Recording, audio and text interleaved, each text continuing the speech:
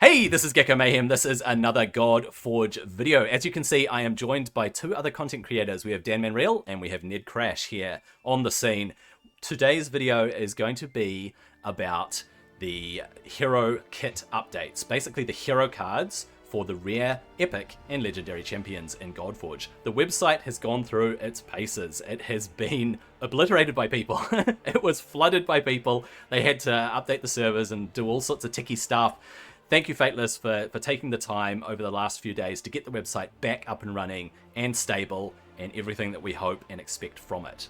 So let's get into it.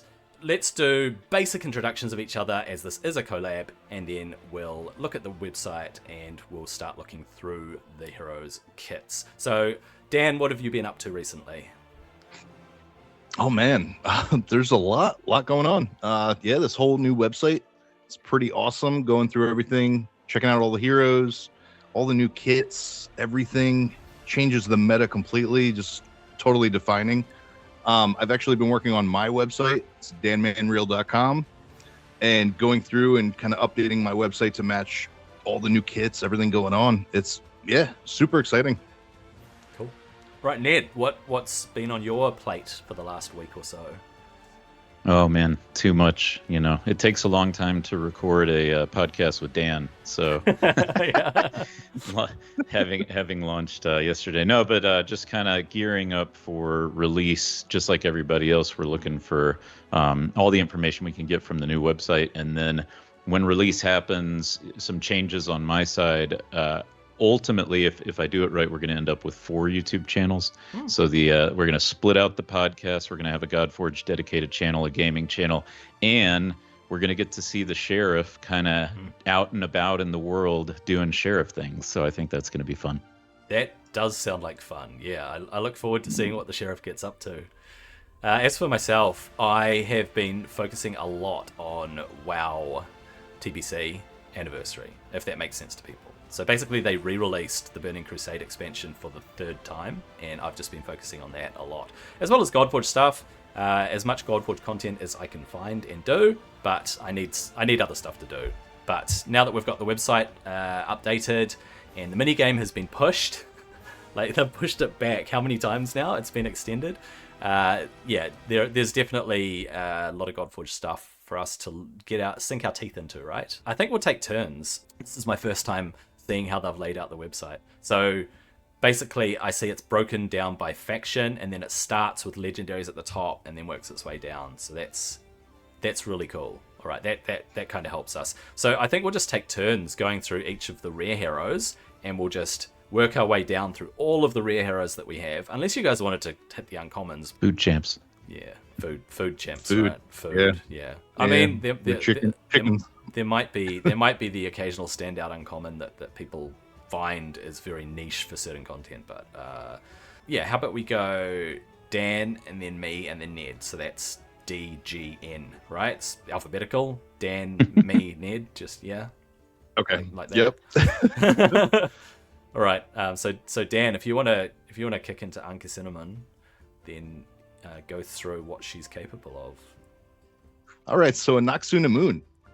So her basic, attack one enemy, 150% attack, and place initiative up 1 on this hero for 1 turn. Then we have for core, we're looking at remove 1 random debuff from all allies, then place block debuff on all allies for 1 turn. And this awakening bonus here, when she's awakened to 5, also heal 10% all allies. If at least 1 debuff was removed, increase the heal by 25%. Then we have her ultimate sitting at place shield 20% on all allies and increase the duration of 1 random buff on each ally by 1 turn. Was she buffed from alpha? This is strong. This is strong. Yeah, this is strong. I think she's buffed big time from alpha. I can't remember. I gotta look back at her old kit. And then her passive, place Phoenix on an ally for 2 turns when they fall below 50%. I don't remember her having that either. She's no. Damn. No, this is some improvement. Okay. Get a rare cleanser with buff extension here. And Phoenix. Like in alpha, I don't remember using her much at all. Like she was very underwhelming. She didn't perform well. So I feel like Fateless really did take our feedback for what heroes weren't used or were underperforming, and they really pumped her up. Yeah, they did. So just to point this out, she's an Invoker, and she's Wisdom Affinity in the Order alignment. So as an Invoker, we don't expect her to do a lot of damage, but we do expect her to do good stuff for your team. And this is good stuff, dude. I mean, between a shield and a heal and buff extension and remove debuffs and Phoenix on your team, I mean, if you got her, I think you'd be pretty happy, right? Because we're all going to get lots of rares, so I'd be happy. Yeah, for smart players like myself who are taking a damage-dealing legendary going into the game, I think you really have to try to prioritize what is your support lineup going to be that you have access to, right? And this looks like a great support kit to try and target and go ahead and crank up the Awakening on. So much easier to book than a Legendary and an Epic, and so much easier to get to Awakening 5 as well, so you're going to get that extra bonus heal and stuff from the Awakening too. So yeah, I think she's a strong champ. She's probably an A rank for a rare. All right, let's hop over to Babi. So Babi is a disruptor. He's Strength Affinity, and his allegiance is Chaos. So the opposite to Order. As a disruptor, we expect him to come in and cause havoc with the enemy team. All right, looking at his abilities, his basic ability is attack an enemy 2 times. Each hit has a chance to place Despair. It's a very low chance, but he can place Despair, which I don't even remember what Despair does. It is... when you hover, it doesn't show. Is it steel buff? Like, you cannot have buffs landed on you or something? Despair's the one that, it prevents buffs, and then the duration gets reduced when they get hit with a buff. That's like how you tick it down. Yeah, that's right. But it is a disable, right? So they're going to miss their turn as long as it's up. Yeah, I didn't realize they weren't going to have a mouse over for the tooltips. But it is what it is, right? We're supposed to memorize all these buffs and debuffs, aren't we? his core is an AoE, so good thing there. An AoE with a chance to place resistance down in Hex 1.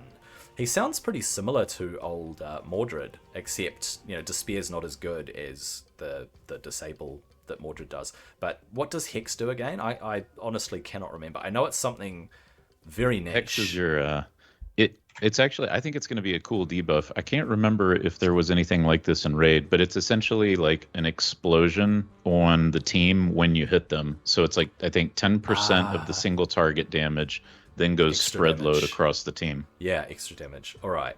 And then he does an AoE with his ultimate with a chance to place Banish. And Banish means that you cannot be rezzed. So, quite strong. It's only 35%. It probably books up, right? But I think Banish is going to be very strong in a lot of areas of the game, especially if it's something like Hercules or someone that can self-res, and also in PvP, obviously. And then his passive is enemies under Banish receive 20% increased attack damage. Okay, what does that even mean? Like, why would they receive increased attack damage? Why is that a thing? Well, the Banish is floating, right, until they die. So they've got the debuff, and if you kill them, then they can't be revived. So as long as it's hanging out there, then he's making them take more damage. Oh, right? Take more damage. Okay, it says attack damage. Sorry, I thought it meant increase their attack by 20%. Oh, that's worded. That's worded. That's worded. Weird, right? That's worded poorly. I'm sorry, Fateless guys. That's worded poorly. All right, let's move. I don't think Babi is a great champion. I'm not a big fan of disruptors. It doesn't sound like Despair is a terribly great disable. But I love his character model. I love how he looks. Yeah, but he's got that going for him, right?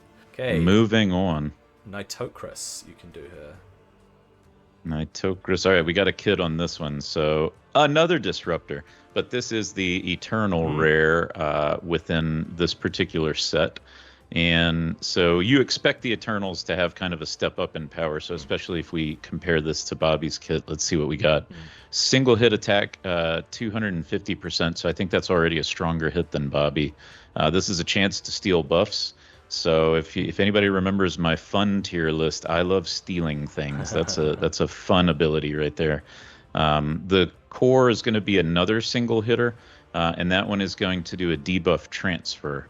So we're stealing buffs, we're putting our debuffs back on the target, and then the ultimate is transfer a random debuff from everybody to this hero, so the collected debuff, then AoE, and then increase this hero's turn meter by 10% for each debuff transferred. So it's a little bit different than the other heroes. I think it's one of the legendaries that collects up all the debuffs and then puts them back on the other team.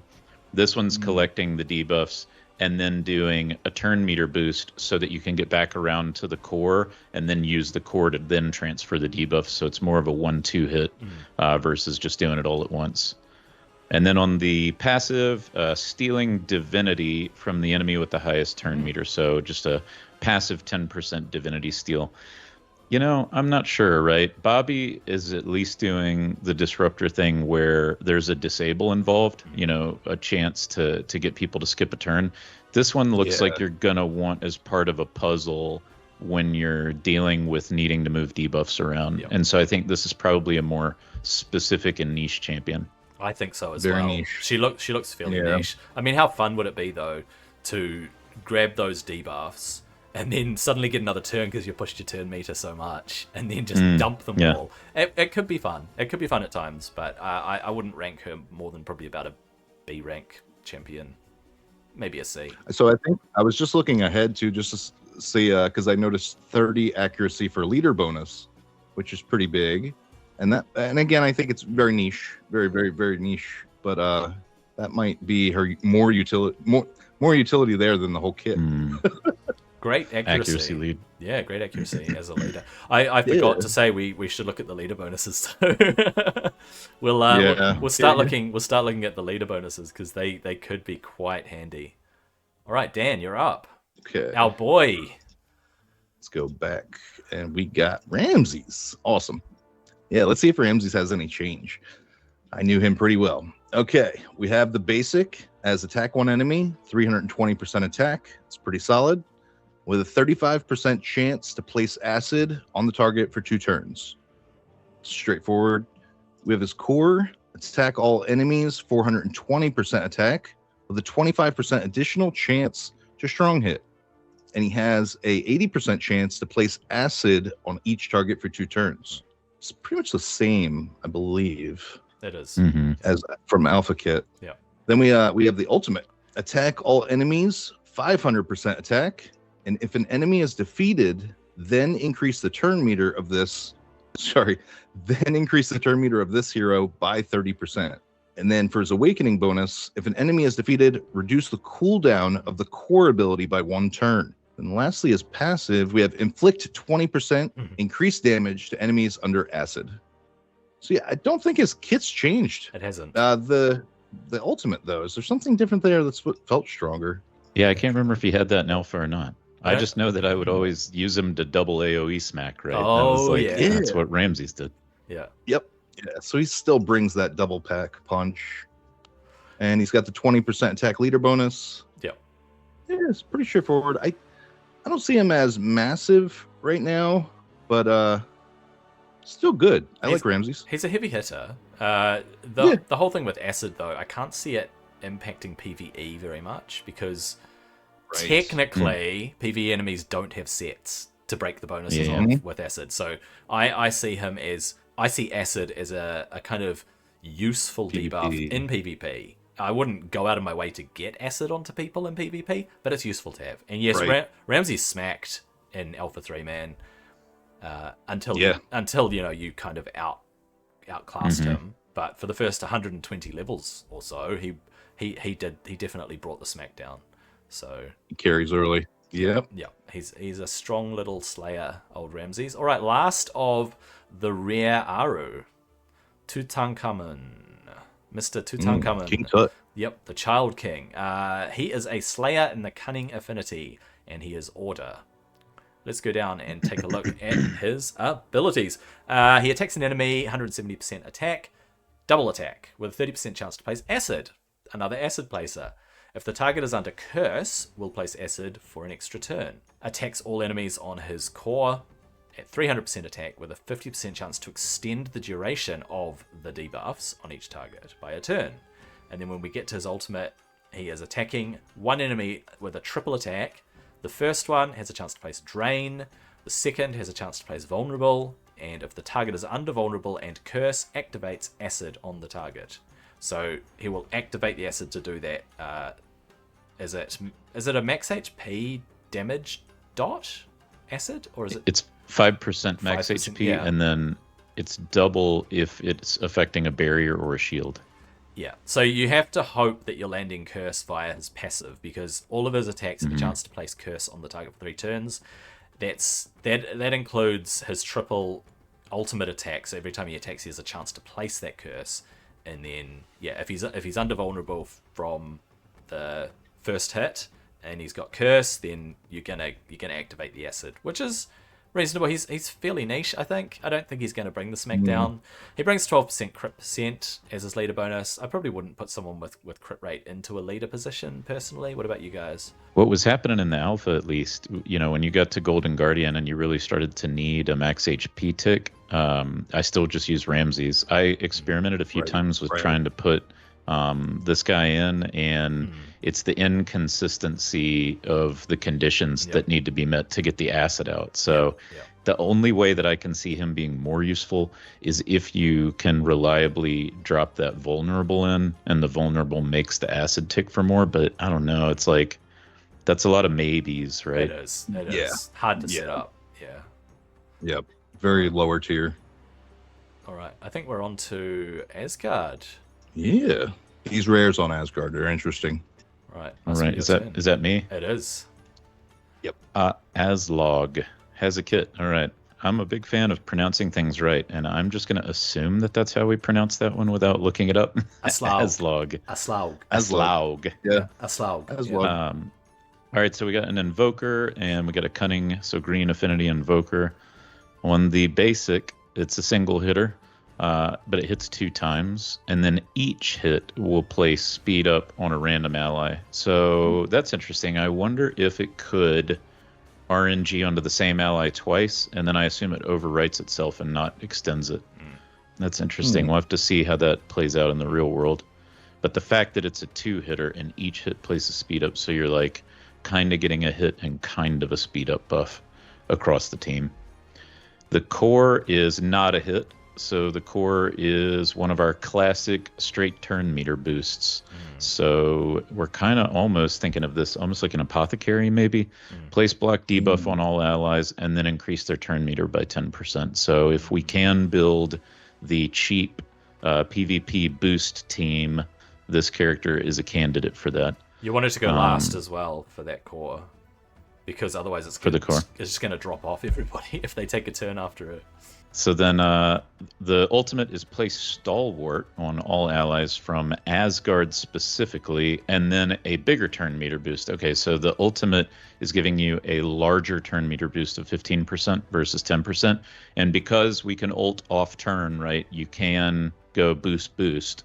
So this is actually like a really neat, rare turn meter booster. And then the block debuffs on the passive, when it exists or activates, then the teammate gets the turn meter boosted.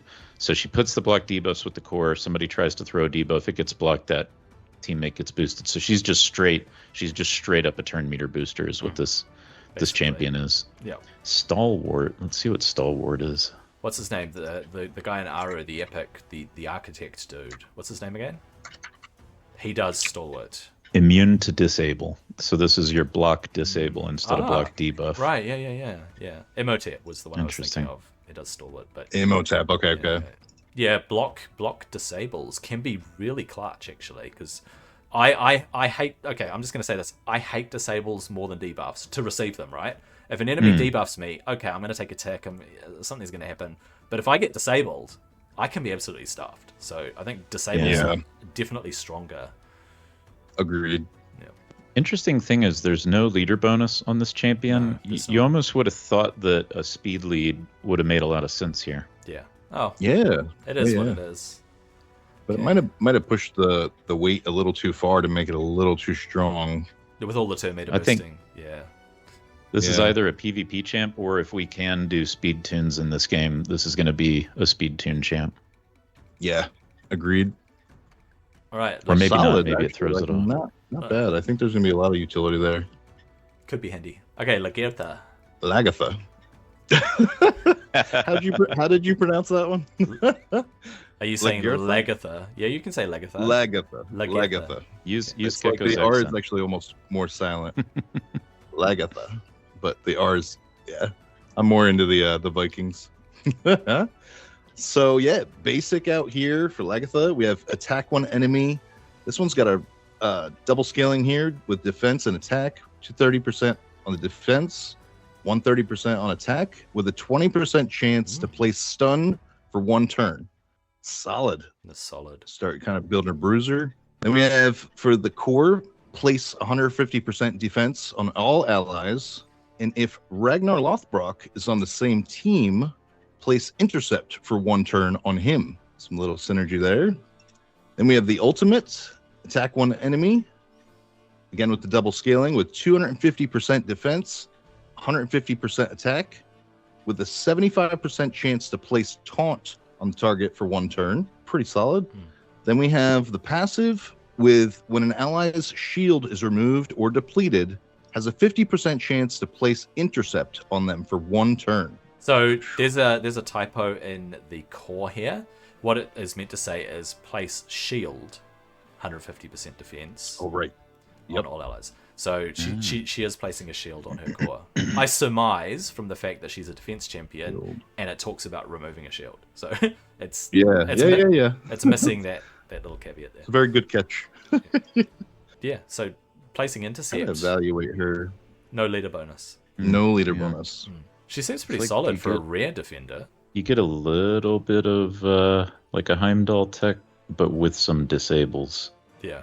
The disables make her kind of unique. Oh, it's closer to what's his name from the Avalon faction, the knight that was in Alpha. Green Knight? No, Green no, Knight? no. Percival. Percival. Yeah. Yeah. It has characteristics of Percival, okay. Percival. Yeah. Because did he not do a taunt as well? I can't remember. I know that He did a bunch of weird stuff. I Yeah. remember Yeah. he was kind of hard to find a use for. He was annoying to come up against. I have to say Mhm. that. I'm not seeing too much great strength out of Lagertha, but I think the stun being on a basic, that's always got some nice use there. I mean, she's a defender, and defenders are usually good to have in the team, Exactly. right? Yeah. Yeah. Right. I mean, if I just pulled her Why early nothing on, too major. she seems better than Hippolyta in terms of being a defender, to be honest. I wasn't super thrilled with Hippolyta, but I can give you that one, yeah. We'll get to her when we get to her. All right, we're up to Ragnar Lothbrok. Ragnar. For some reason, it's not loading the character. Oh, there we go. I've got him on the screen. All right, he is a brawler in the Cunning Affinity, and he is Order. So let's have a look at old Ragnar here. As a brawler, so we would build him with a bit of HP and a bit of attack, sort of the sort of hybrid. Take a bit of a hit to the face, right? He attacks an enemy, 4% HP and 50% attack. Triple hitter on his A1, on his basic. Each hit has a chance to place blunt on the target, reducing their crit damage, I think it is.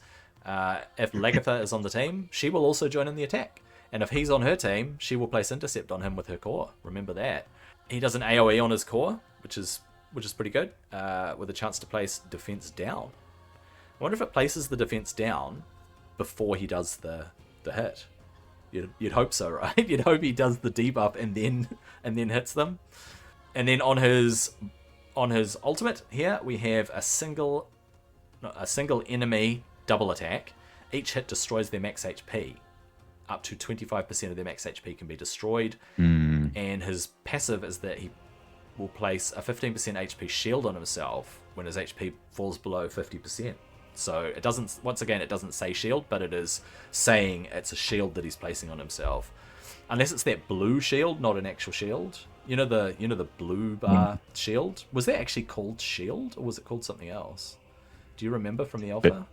I can't remember the difference between the icons for barrier and shield. Barrier, yeah, I think it was a barrier. So it's probably going to be a 15% shield, I would imagine. Maybe. I guess we'll wait and see. Yeah, and then his leader bonus is, as we can see here, 15% crit damage, which, I don't know, I'm not a big fan of crit rate and crit damage on leader bonuses. Not as good as having accuracy or resistance or something, just extra crit damage, whoop-de-doo, I have to say. This guy seems pretty mediocre. Pretty mediocre. A lot of brawlers seem mediocre, but I mean, it's tough with these champions that buff each other because you're using 2 slots for it to happen. Exactly. But that basic is interesting just because Lagertha has the stun on the basic. That's right. Yeah. So True. You're getting a chance to stun kind of twice every round if you have both of them on the team. Yeah. Yep. Yeah, not a bad combo if you can get them early. All right. Seeress. Yeah. This is a Slayer, a blue Slayer, Wisdom. All right, so our basic has a Hollow Knight character in the icon. That's kind of fun. Attack one enemy, 310% seems like a smack. If they're not defeated, decrease their divinity by 10%. If they are defeated, increase her divinity by 10%. So that's kind of a little fun divinity shift. Core is an AoE. 150% is kind of low, but it can place Hex for 2 turns. So I believe if you AoE and hit 4 people under Hex, that Hex goes off 4 times. So it's like just this sort of multiplicative AoE situation. So that's nice. And then on the ultimate, place either Sharpen or Accuracy up for 1 turn, then attack all enemies. I wonder if that's just a roll of the dice there. 50-50. Sharpen right is a crit damage or crit rate increase, or is it a strong hit increase? Strong hit. Right. Yeah. So strong hit and accuracy up, then AoE. And then finally the passive, 20% chance to gain an extra turn when inflicting a strong hit. Okay, so that's why the strong hit matters. Yeah, that's kind of cool that she has a chance to gain extra turns. Did you see her Awakening 5 bonus as well? If all enemies receive the Hex, gain an extra turn. Okay, yeah. She's going high on the fun meter here for the rares. It does sound fun, actually. I mean, this whole, let's decrease their divinity. Hey, you're not going to take your ultimate kind of thing, and I'm going to take mine instead. I can't wait to AoE a fully hexed team. Oh, I like the waterfall of numbers, Yeah, fun stuff. Yeah, she'll be nice. She'll definitely be nice to pull. Solid rare. Who are we looking at next? Sigurd. Yeah, Sigurd. Looks like a hair metal band singer. Like he's almost Axl Rose. Right. Let's see. For his basic, we have attack 1 enemy. This looks a little low for scaling here, but 7% HP, 100%, 110% attack. If Brynhild is on the team, also place the barrier on her. We finally got some Brynhild synergy here. Now, core, attack 1 enemy. We're looking at 10% HP, 130% attack. Then place initiative up 1 on this hero for 1 turn. And again, if Brynhild is on the team, also place initiative up 1 on her. Will always strong hit against bosses. That's interesting. Yep. Now, jumping to the ultimate, we have attack 1 enemy, 12% HP, 140% attack, inflicts 20% increased damage to bosses. If the target is defeated, decrease the damage this hero receives by 10%, stacking up to 3 times. Going with the passive, looking like when this hero is attacked, heal for 30% of the damage inflicted. And that awakening bonus has a 50% chance to counterattack when this hero is attacked with a weak hit. Interesting. I feel like his kit is a little bit all over the place. Yeah. So, just pointing out, he's a brawler, as we can see from the whole HP plus attack thing, but he's also eternal. Yep. So how does someone weak hit against an eternal? Oh, that's a great point. Yeah, it's a good catch. Because he's not putting like blunt out, right?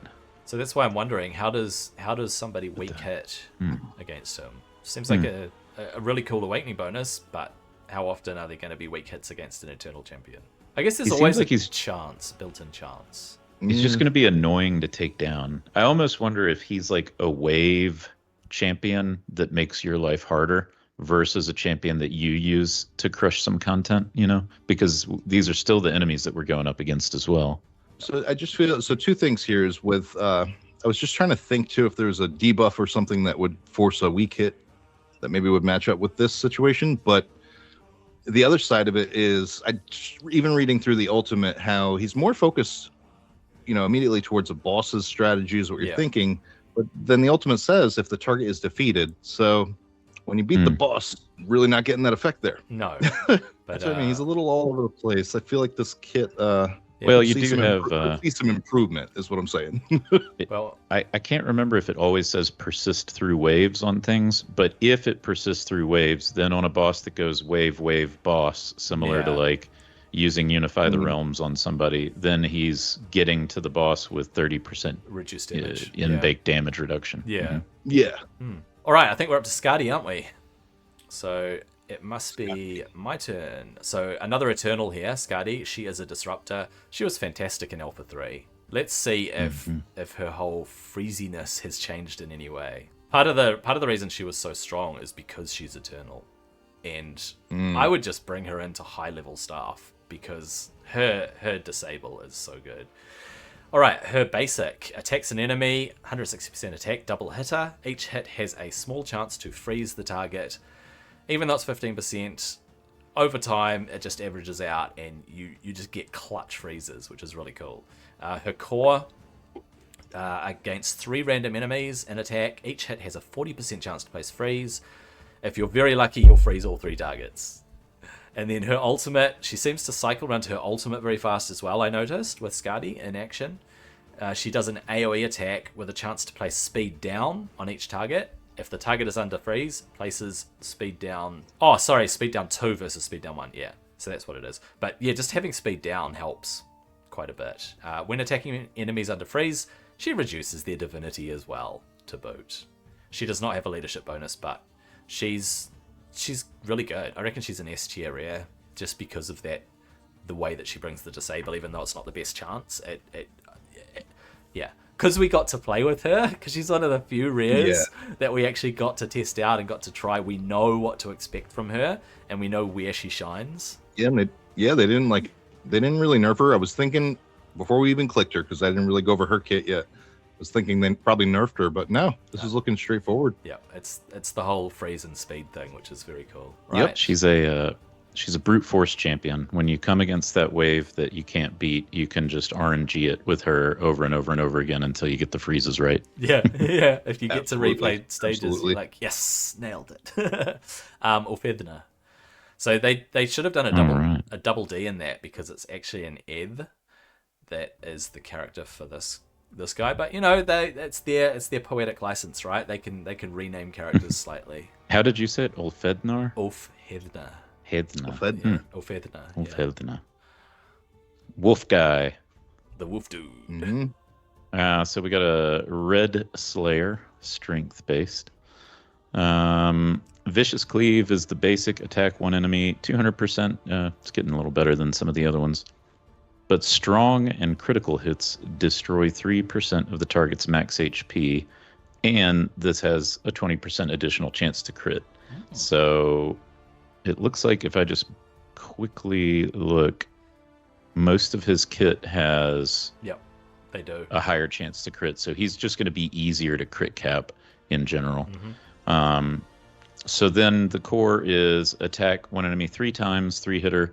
First attack, 50% chance to apply defense down. And then if they're under defense down, they have the additional 20% chance to critical hit. So it doesn't sound like the second and third attack can apply defense down, but if he gets it on the first attack, then he's got the 20% additional crit chance on the other 2. Then on the ultimate, it's an ultimate AoE. It's another 200% modifier, but ignores shield and barrier, which is nice.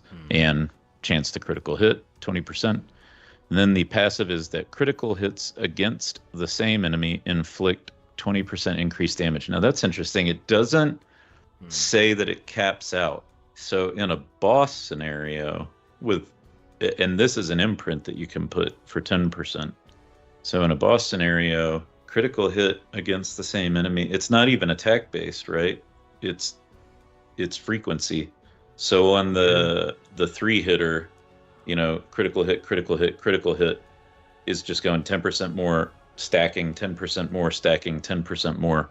That's kind of interesting. I don't think it stacks. I think it's just alternate hits against the same enemy on that attack. So if you have a triple hitter, the first hit crits, the next two Oh, hits are going yeah. to do 20% more damage. That's what it's That's saying. how I'm thinking it. Okay. Yeah. His leader bonus, I think, is either crit rate or crit damage from the icon. I was gonna say, are you guys seeing something? Because it's just like I don't see any words there. Yeah, it's missing. It's missing. Strangely worded one. Yeah, Yeah. strangely worded. Because how do you determine what the same enemy is? That's what I Is was it only thinking. on multi-hitters then? Yeah, that's what I'm thinking. So he's a Slayer, so you expect him to have at least 200% attack for his attacks, but he's a single hitter Slayer, so True. I mean, single hitter dudes are sometimes really useful. I mean, you just focus fire on something, and a Slayer's going to go in and just go 30k, bam, you're dead. But yeah, we'll wait and see. Yeah. I like this guy's He's not too aesthetic. bad. Yeah. Solid early game if you could pick him up. All right, Vidar. Where are we at? Vidar. Vidar's cool. Just like I like anybody with glowing eyes. So basic, looking like attack one enemy, 8% HP, 120% attack, and heal for 10% of the damage inflicted.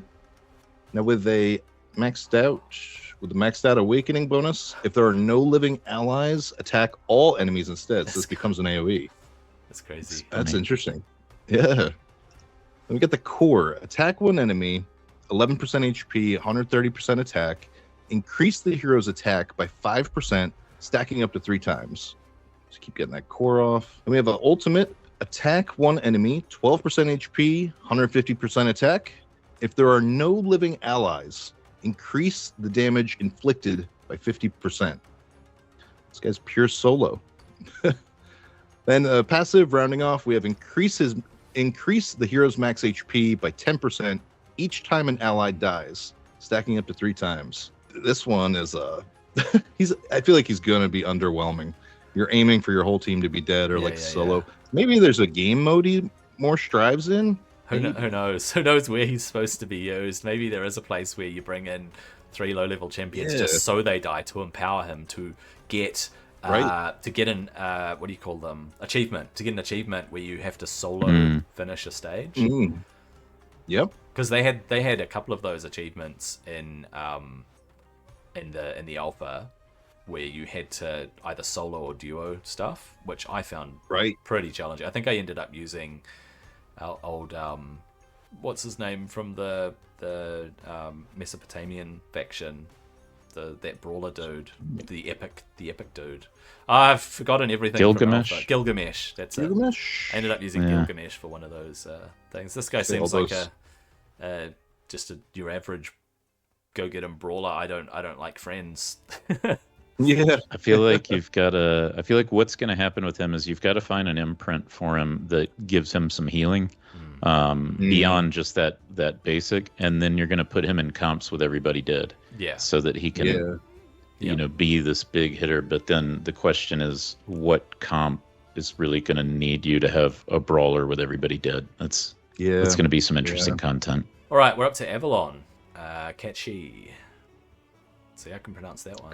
Couple new ones here. All right. I still say Cait Sith. I'm a Final Fantasy diehard, and I've always said Cait Sith since the first one. Okay, Catchy here is a disruptor in the Cunning Affinity. Disruptors, of course, trying to bring disables and debuffs and all that sort of stuff. So Catchy's basic is a single enemy triple attacker. So I didn't really use this one too much in the alpha. Of course, I used all the rares to test them out and try them out. But triple attack, chance to place accuracy down, kind of useful. Single attack times 370% attack, which is a massive core hit with a chance to decrease their turn meter by 20%, which pushback like that is really handy in places. And then Catchy's ultimate is a double attack against one enemy. Each hit has a small chance to place speed down and initiative down on the target. So you're basically pushing the other team back, but it's single target. So you're looking at who in this team is the biggest threat. Let's just slow them down and push them back. At the start of the round, Catchy places Vanish on themselves for 2 turns, while under Vanish has increased accuracy, which means you're going to land that accuracy down, that initiative down, that speed down a lot more easily. Yeah, no leadership bonus. I wasn't terribly thrilled with this hero in Alpha 3. I did bring them in to test them out and try them out, but they ended up just basically being food. Yeah. Someone might find a niche use for them with all their pushback and slowdown, but yeah. If you want to nuke stuff, then this is not the champ. This is not the hero for you. They only used this one for an achievement in the alpha. Never used them otherwise. Yep. Same. Yeah. Right. Underwhelming. All right. Ceridwen. This is a Wisdom Blue Invoker. And let's see what we have. All right. Basic is a single hitter. Increase a random ally's turn meter by 10%. So we're starting with the boost kit.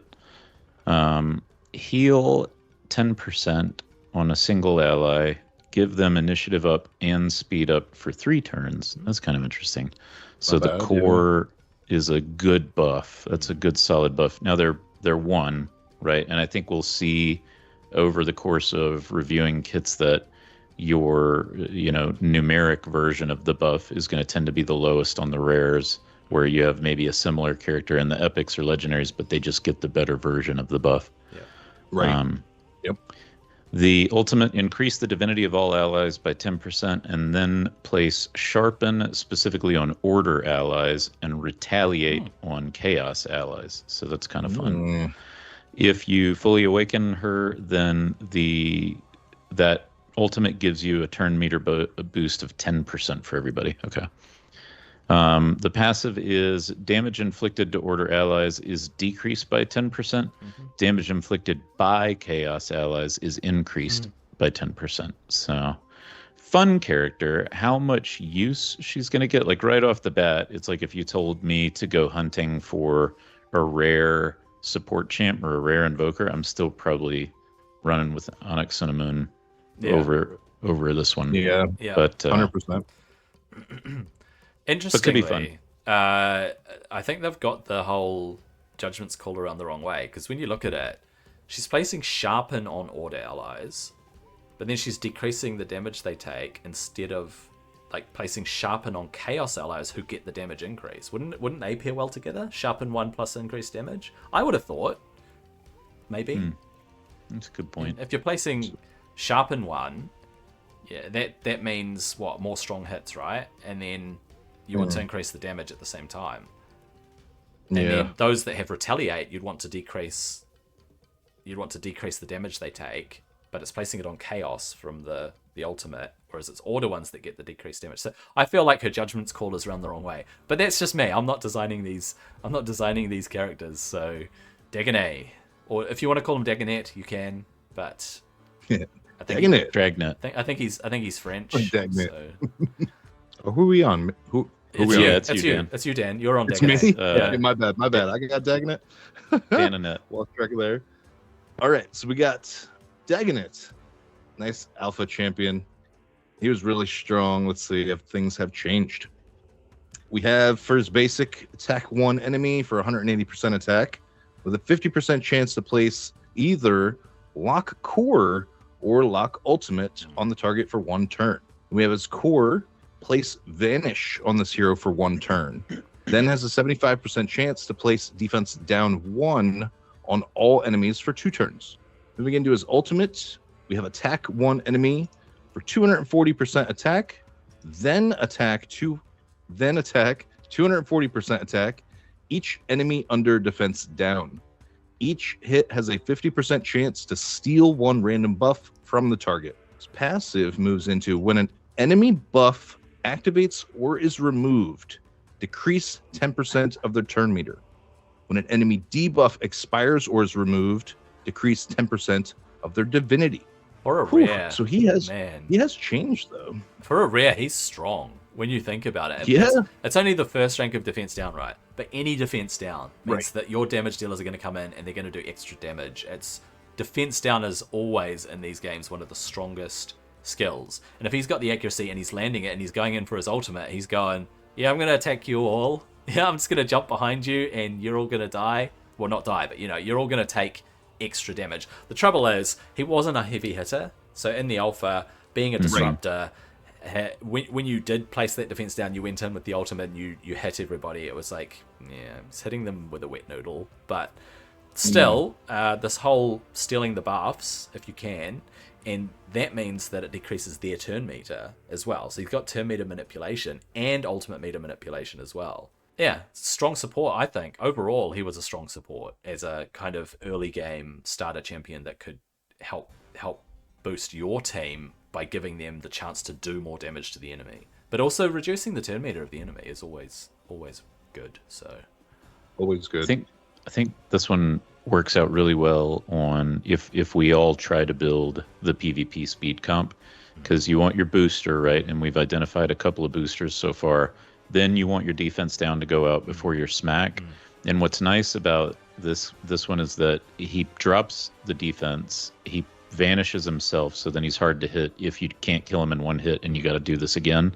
But this other tech that he's got where he's manipulating everybody's turn meters when things are happening, he's not only removing but stealing buffs and potentially locking down the other team. I think in rare world and in early PvP when the game releases, he's going to be a very prevalent in every team. Piece. Yeah. Yep. The ubiquitous Dagonet. Oh, I get to cover Isolde here.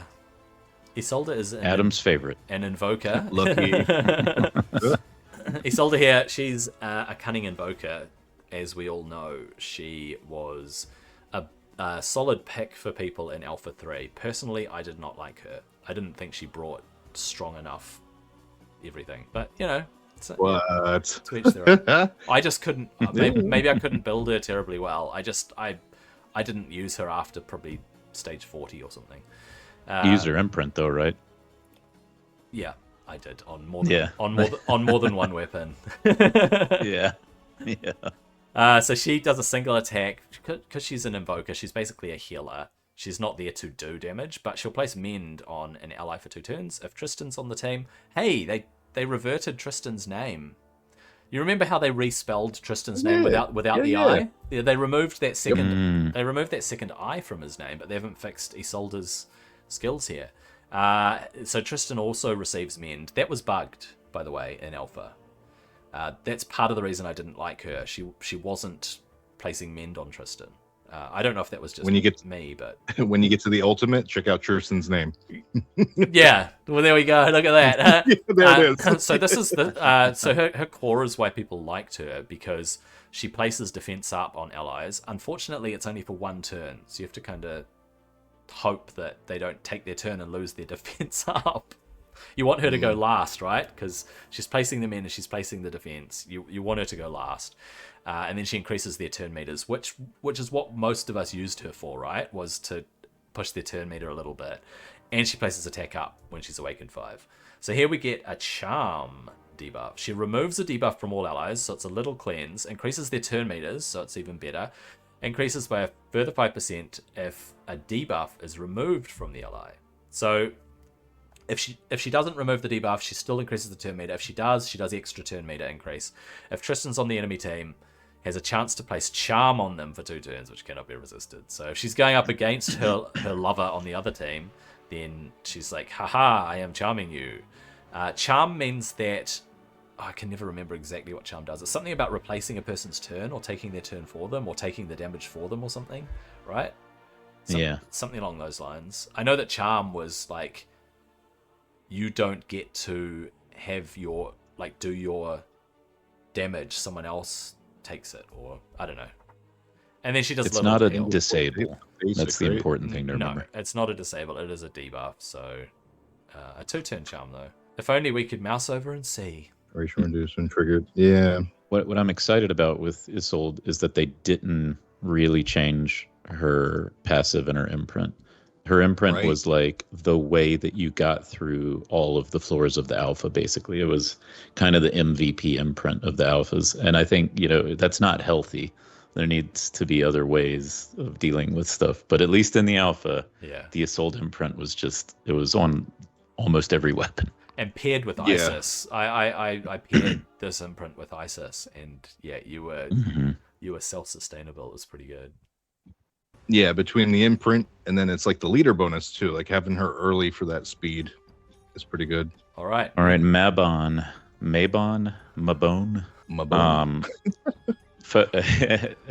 Profile picture wise, he's like poor man's Gawain, who, by the way, Gawain is 100% a backup quarterback in the NFL who's never been hit in his life. But Mabon is the Temu version of Gawain. This is a blue Invoker, Wisdom. So we should see quite the support kit here. Basic attacks an enemy, 200%. So strong attack for an Invoker. And then places block debuff on the ally with the lowest HP. It's keeping people alive, but you don't get to control that. That's always kind of funky when we start doing that. Core, attack one enemy 200%. Place resistance up on all allies. So, resisting more debuffs. The ultimate single smack for 200%, very low. Place vanish on the ally with the lowest HP. So just trying to keep people alive. And then the passive, when an ally receives a disable, it has a 30% chance to increase their turn meter so that they get through it faster. Fully Awakened also has a 30% chance to reduce the duration by a turn, so tick it down. I don't know. I don't think I'm using this one. I think there's better support out there, and maybe this gets you through one fight in the game that you're struggling with, but otherwise not excited about this kit. Yeah, I agree. He doesn't seem very terribly supportive. Nope, and I don't really see anything redeeming about it. Try to see what they could even add. He's really the poor man's Tristan when you look at their images side by side. Tristan, the defender. All right, we got his basic. It's looking like attack one enemy, 180% defense scaling, and 60% attack scaling, with a 25% chance to transfer one debuff from a random ally to this hero. If a soul is on the team, we'll also transfer all debuffs to this hero from a soul. All right, I'll have to reread that one in a second. Core, place shield 200% defense on all allies. If a soul is on the team, she receives 50% increased shield. And with this awakening bonus, place protect 1 on all allies and protect 2 on a soul for 2 turns. It's with max awakening, so he needs that. That was broken in Alpha as well. He was not placing Protect 2 on Isolde. We didn't even see it. Yeah, it was broken in Alpha, so hopefully they've fixed that awakening. As I'm saying, yep, we need that. Can't wait to see that actually in action. Now, into the ultimate, we have attack all enemies, good AoE, 160% defense scale, 50% attack. Then place Radiance 1 on all allies for 2. If a soul is on the same team, place Radiance 2 on her for 2 turns. It means on all allies for 2 turns. They get Radiance. Yeah, okay, that's what was throwing me. Yep, it's a typo. Thank you. There are typos galore, guys. Not making sense. Fateless, there are typos galore. Get someone to proofread them. We know you're busy. But I reported a lot of typos during the alpha. I'm just gonna say. And the final passive rounds it off. Each debuff on this hero reduces damage taken from attacks by 10%. So you want to get debuffs on him. Yeah, and you know what? With his basic, pulling debuffs onto him. Yeah, it really plays into it. Yeah. He was not great in alpha. Nothing looks major improved. I think the imprint has some cool tech to recycle on other defenders that have intercept. Okay. But he does get to suck the debuffs up from Isolde if you're pairing them together. So I don't know. That's a good pairing. I want to play with that imprint when the game goes live. I think that could be fun. Yeah. So Tristan's good for turning into an imprint. There we go. Basically. All right. I believe we're up to Eka. Yeah. All right. Cutter faction. We are starting with Asag. Asag is a brawler. He's a strength brawler. He was also an alpha. So we got to play with Asag a little bit. I was not a huge fan of Asag. I think I used him in very specific, very niche areas just to try and get a little bit of mileage out of him. So his basic attack is a single target attack. As he's a brawler, it's multiplied by HP and attack. If the target is under Petrify or Blaze, increases the damage inflicted by 20%. His core attacks one enemy. Similar multiplier. If the target is under blaze, heal this hero by 10%. If the target is under a petrify, disable, has a 10% additional chance to strong hit against them. Mediocre. AoE ultimate, with a 75% chance to place Blaze 1 on each target. If the target's under Petrify, we'll place Blaze 2 instead. And this is where the Petrify comes in. His passive is, at the end of an enemy's turn, if they are under Blaze, it has a chance to petrify them, which is really strong, to be honest. So if he's landing this Blaze, which only comes from his ultimate, by the way, but if you have like Ra or YDG or anybody that actually places Blaze on the enemies, then he could pair well with them in this regard. And that 50% chance to place Petrify, that's got to be based on accuracy anyway, right? Like he has to pass the resistance check to get that, and then pass the 50% roll check. But imagine being able to just disable enemies just passively because they got Blaze on them. I reckon that's not bad. He doesn't hit hard because he's a brawler, but it's an interesting mechanic. I don't remember that passive being from Alpha. I might be wrong there, but me either. I think it's additional. He was part of the Blaze.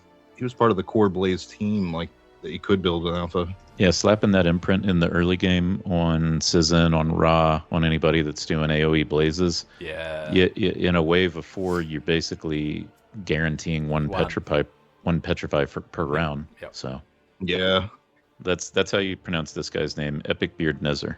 Epic Beard Nezzer. There we go. You heard it here first, folks. Epic Beard Nezzer. There we go. And he is also still under review. So 2 down. We're doing lightning round here. Well, let's go into my favorite faction then. I like Ani's mustache, so let's go Izumo. Strength brawler, red brawler. All right. Basic attack an enemy. We got 8% and 110%, so it seems kind of average. But a 50% chance to place drain for 2 turns, and there's some good drain tech. It's a good debuff to have. Core is attack 4 times at random, so a scatter hit. Each hit, oh, that's fun. I like that one a lot, actually. Each hit has a 50% chance to place Hex. So if he comes back around and hits the same one, then he's spreading the damage. And it's 2 turns, so potentially if he comes back around fast enough, you can just start, like, scatter hitting with lots of, like, procs going off everywhere. Ultimate is a single hit, stronger than the basic. If the target is under Hex, then has a 35% chance to spread Hex. And then the passive is anybody that's under Hex, he's reflecting 20% of the damage inflicted to him against those people. So this guy is a Hex-focused champion. Yeah. This one sounds like a lot of fun. I don't know how powerful it ends up being, but this guy's like the shotgun full of birdshot. I just want to be like seeing all the sparks fly, On Yokai's Hex, which is his ultimate, it says that there is a Despair disable. I'm guessing that's probably an Awakening edition, maybe. Unless it's a typo. Yeah, good catch. I wonder if it's an Awakening thing that they just haven't listed here. But if it is, that's cool, because he might have a chance to place Despair when he's awakened. So I guess it does say awaken the ability Yokai's Hex for Awakening bonus 5. It just doesn't tell us what it is. So you're right, it probably has to do with Despair. Super good eye there. Good eye. Yeah, Shinigami was Seijigami. Look at that massive weapon. I love that image. His side is awesome. That's awesome. That is really cool. It's funny. Shinigami. Nice alpha hero here. So yeah, checking out his basic. Attack 1 enemy for 160% attack 2 times. Each hit has a 40% chance to destroy max HP by 5% of the damage inflicted. Max Awakening also has a 40% chance to steal 1 random buff. Will always steal Phoenix. Yeah. That's new. Improved him. Okay, and that's right off the basic. Core, attack all enemies, 155% attack 2 times. Each hit has a 50% chance to place defense down 1 on each target for 2 turns. Moving on to the ultimate. Attack 1 enemy, 385% attack, with a 75% chance to place Curse 1 and Drain 1 on the target for 2 turns. Increase the damage inflicted by 3% for each debuff on the target. Then his passive, rounding it out, instantly defeats an enemy if they have less than 10% HP after attacking them. I wanted Shinigami to be so good in the alpha, just like his whole story, his whole lore and everything with Shinigami. And they have made some good improvements here. He was good in alpha, actually. I really liked him. He wasn't in alpha. terrible, but I just feel like I had so maybe it was just I had so many better other choices. I know there was that, but I did come back to him late game, and I tested him out again, and yeah, that whole I'm gonna just drop your defense, and I don't know, he felt mid game strong. He was mid range strong. I would say he's at least upper B tier, if not getting into the lower echelons of A tier for a rare. If you were to say for a rare, I'd possibly place him in A tier potentially, just because of how much damage he brings, and that he's not bad. Plus that execute's kind of cool. It's like a little bit of help there.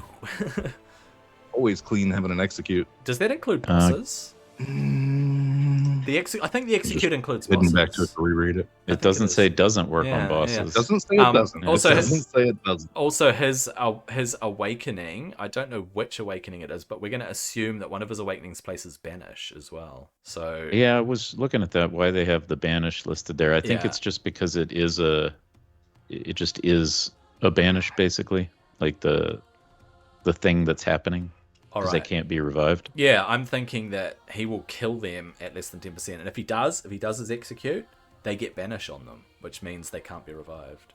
So that's what that's what I'm thinking it is. It's like that's a good way to see that too. I've cut your head off. You cannot be revived. Oh right, because it's not permanent. Banish has a ticker. So if it's a 2 or a 3 point banish, it's every time they try to get revived, it's knocking down. So there's a chance you can overcome that. So we're going to go to the old Olympus faction here, of which we should have quite a few. So Eurydice is a disruptor, and she is eternal. So she's an eternal disruptor. As we know, disruptors are the debuff, disable dealers, and in her case, she's a disabler, guys. She is a disabler. So she'll attack an enemy by 200% attack with a small chance to place sleep. Sleep is useful. Sleep is handy. It's not as good as confuse or some of these other disables, but sleep is kind of handy if you can control the battlefield. However, on her core, she comes in with a massive smack with a chance to stun. Now, I'm guessing that it books up to maybe a 50, if not 60% chance to stun if you book her Lyric of Binding here, but small chance to stun, kind of clutch at times, right? Getting a stun off. Her core, she will AoE with a small chance to decrease the target's turn meter. And the awakening, I am guessing it's the awakening. I don't know which awakening it is. It's definitely not awakening 5. But because she's got speed down here on her Lyric of Vengeance ultimate, I am guessing that at some point within an awakening, you're able to place speed down as well, even if you don't decrease their turn meter. And then if an enemy with a disable takes a turn, decrease their divinity. Now, if you have a stun, how do you take a turn? If you're asleep, how do you take a turn? Well, they still have their turn. They just don't do anything. So I think that's what's happening. Oh, it takes a turn. Takes a turn. Yeah. Takes a turn to me means they actually actively take a turn. It's the wording. Yeah. The wording. It should be when an enemy with a disable has their turn. Has their turn. Yeah. Yep. Decrease their divinity. Because their turn rolls around, right? They're not actually taking their turn because that's an active thing. So if Orpheus is on the team, increase the chance to place any disabled by 50%. Holy cow. So that's what you want to do. Pretty significant. You want to team her up with Orpheus. That's the thing. And then you're like, stun for you. You're asleep. But aside from that, between those two disables and the low chance and having to fill another spot with Orpheus, I think she's probably C tier. On paper. All right. What I really love about this, so I just looked ahead to see like Orpheus. I don't know their backstory that well at all. Like I don't know their lore between these two. So that's something new I get to read into. Yeah. Do you want to skip to Orpheus and then come back around? Do you want to do Orpheus and then let's do that. Have a crack at Orpheus. Yeah, he pairs, and they're both eternal, so that's kind of interesting. So two Eternals. So Orpheus is a invoker.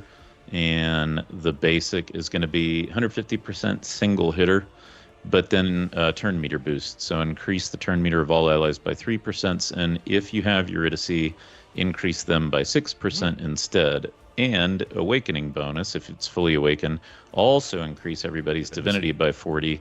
And if Eurydice is on the team, make that 70. Oh. So this one's doing some fun stuff for solid duo so far, yeah. turns and ultimates. The core is going to be a single hitter 220, mid. Then place attack up and accuracy up for 1 turn on everybody. That's not my favorite core there. Still, yeah.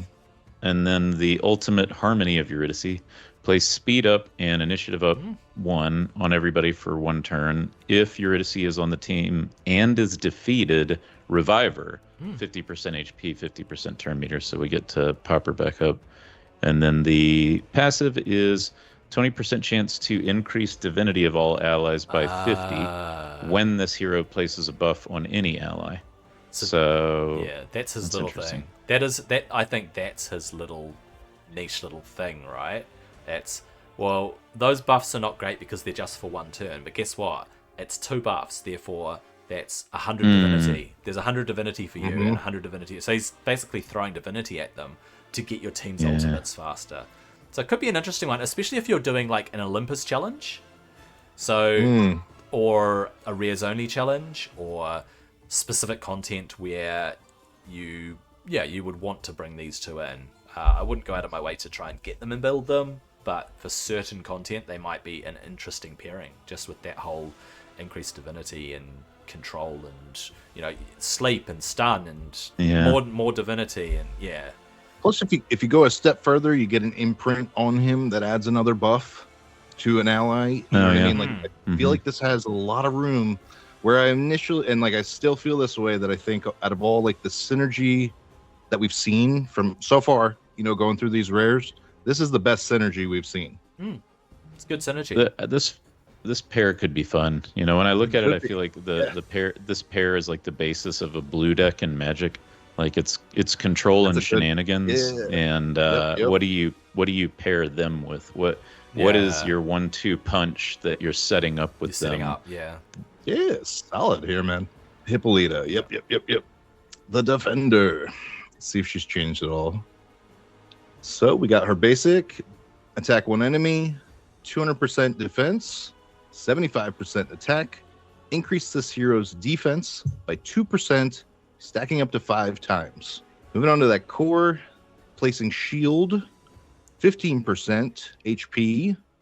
15% HP on all allies. Also place speed up 1 on all allies from Olympus for 2 turns. The ultimate, attack 1 enemy, 225% defense, 95% attack, with 1 random ally joining the attack. And for this max awakening, all allies from Olympus also join the attack. Rounding it off with the passive, increase the defense of all allies by 3% for each hero matching this hero's realm.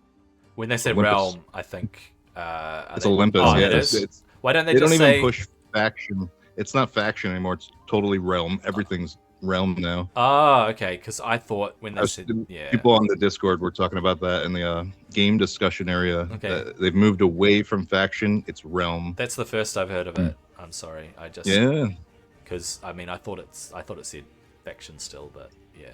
Okay, no, that's cool. It should just say from each hero in the realm. Oh, because it has to be an imprint. That's why they say from the realm, because of the imprint. So when you get the imprint, whoever gets the imprint gets their own. You're their right. own realm. That's why. That makes absolute sense. I've thought it through. Yeah. Also, notice on her core, there's something else there. Did you see? The ward? The ward, yeah. So it looks like at a certain awakening, she's going to be placing a ward. Possibly on Olympus allies, maybe. But it sounds like she's going to place ward. It might be also places ward on the ally with the lowest HP. Yeah, whatever, right? It's gonna be ward on somebody. So that's kind of cool. Yeah, she's not bad. She was good in alpha. She was all right in alpha. I think she's gonna have her. Yeah, she was all right. I'll give you that. She wasn't the best. No, but I think she's gonna have her place, especially if you got a lot of good Olympus rolling with you. Yeah, like that duo of Eurydice and Orpheus, right? Yeah. All right, another alpha champion here, hero here, Icharus. Slayer. He's a cunning slayer, and he's Chaos Allegiance. Icarus's basic attack. Attack an enemy, 260% attack, with a 50% chance to place Blaze. So he's another Blaze champ, playing with the whole Blaze debuff. I think he can awaken to Blaze 2, because you see here it's also got Blaze 2 on the basic. His core, he will place Sharpen for 2 turns on himself. Then he will do an AoE at 350% attack, which is pretty big. His attack increases by 10% when defeating an enemy, up to 30%. So his attack will increase, and I think it carries across waves? Maybe not. It doesn't say carries across waves, though, does it? So yeah, one assumes I don't think it does. Whatever wave you're on, his attack will increase each time he defeats an enemy. His ultimates will attack 3 times at random. Each hit has a 20% chance to extend the duration of any blaze that is on the target. Also places Blaze on himself for 1 turn.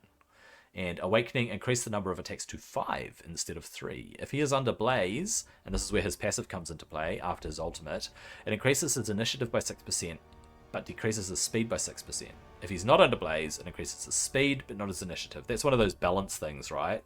Similar to Pengu, who had, if his speed is higher than his initiative, does this. If his initiative is higher than his speed, does this. In this case, it's, have you done your ultimate or have you not done your ultimate? If you've done your ultimate, well, it's going to increase your initiative to get to your ultimate faster, again. So it's kind of interesting. Once again, be nice if it were the other way around, where it's, you've done your ultimate, now you get to have a turn faster. Not, you've done your ultimate, now you get to your ultimate faster, which means you get to your ultimate faster. I don't know. Whatever. They've designed him in a certain way. I didn't really like Icarus. I didn't use him. I did to test him out. I tested him, I tried him, I pushed him, I geared him, I tried to make him do damage and work. Just overall, I've found that heroes that place Blaze feel underwhelming to me. But that's just me. I just didn't. I wasn't a fan. I'm not a fan of Icarus. In Alpha 1, he had this bug with the rarity where he showed as a legendary. I don't know if you guys remember that or if you've seen it or if you heard about it. He had a bug where he showed as a legendary, same stats, same everything, so nothing changed. It's just a visual bug. But I maxed him out real fast to max Awakening, and I'm thinking, oh man, I'm so lucky. Was that Alpha 1? It was Alpha 1. I don't remember. I don't remember that from Alpha 1. Rarity. Funny. Yep. I've probably got some videos of Alpha 1. That was my first max legendary. He's one of these characters where you probably never use his imprint. No, I don't think you're ever gonna. Absolutely. Do I have Blaze or do I not have Blaze? Yeah. Even in a Blaze comp, you're gonna have better choices there. Yeah. Where we got Minotaur. Minotaur's up next. Is that This me? one's you, Ned. You? Is it? Okay. Yeah. Good old Minotaur. Yeah. Cool model, by the way. Yeah. Red brawler strength. So basic is single hitter, HP, and 150 attack. It's kind of a low compared to the other brawlers so far. 7% and 150%. All right, so single hitter, 35% chance to place a stack of bleed. If he's under stalwart, he places 2 stacks of bleed instead. I feel like this kit's changed from alpha. Core is attack 3 times at random, scatter hit with a very low multiplier. 6% and 50%, but a 25% chance to place stun. As a brawler, interesting. He's not a disruptor. That's the word I was looking for. Sorry. All right, then the ultimate, remove a random disable from him and place stalwart and retaliate on him. And then the passive, increase the chance to strong hit by 20% while at full divinity. Awakening makes that 5% per stack of bleed on the target above and beyond that 20%. So that basic looked pretty interesting because you definitely want bleeds in your life. Bleed is a really good debuff, but I think you're going to be able to get it pretty easily from some other champions. I don't know. They changed his kit. He's got a low chance to stun 3 times and he's got some bleeds. I don't know if that's really enough to put him in any of your lineups. His ultimate's very niche too. Yeah. You need to be up against a team that is placing disables left, right, and center, and then his ultimate comes into play. But then you may not want to use his ultimate because you want to do more strong hits. So you want to save his ultimate, or maybe save it until you get disabled. So you're strong hitting meantime, and then he gets, he gets a disable, and you're like, I'm gonna use my ultimate, which is cool because if you're disabled, you generally can't take a turn. But then you're like, right. I actually want Minotaur to take a turn because he's next in my list. So I'm going to do his ultimate now so that when it's his turn, he actually gets to take a turn. But he's also got Stalwart and Retaliate. And so if the enemy goes after him, then he seems stronger than he was in Alpha just from that. But it's niche. It's definitely niche. He does, yeah. To really benefit, yeah. It's going to be interesting to see how many people end up using brawlers in general frequently. I think that they probably find themselves in boss fights maybe where you don't have some kind of tech to keep your people alive. But that's a good point. I just think that there's better slayers that are going to hit harder, and there's better disruptors that are going to do a lot more turn skipping. The thing with brawlers though is it's one character slot, and they can kind of hybrid a bit of disruption and a bit of slaying. But it's not as strong as a Slayer or a Disruptor. The thing is, you're only taking up one slot, so on certain content, Brawlers are going to be kind of clutch. But it's on certain content. I'm not going to bring Brawlers into most of my teams most of the time.